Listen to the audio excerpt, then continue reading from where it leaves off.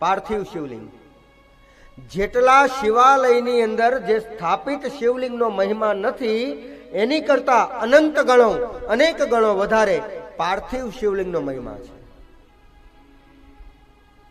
શક્ય બને તો રોજ સવારે પવિત્ર માટી લાવી પાણીની સાથે ભેગી કરી પાર્થિવ શિવલિંગ કરી એને જળનો અભિષેક કરી અને રોજ સાંજે એનું વિસર્જન કરજો.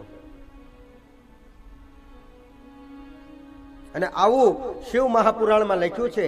41 દિવસ પૂર્ણ કરી અને 42મા દિવસે આનું ઉજવણું કરજો.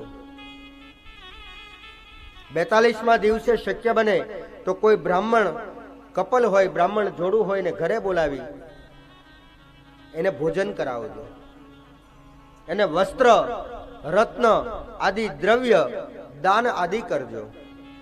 અને 42મા દિવસે તમે જ્યારે આ વસ્તુને પૂર્ય કરશો તો ભરોસા સાથે 7 ભાવના તમારા જે કર્મ છે એ કર્મ ધોવાય અને આજથી તમારું નવ જીવન શરૂઆત થઈ જાય છે.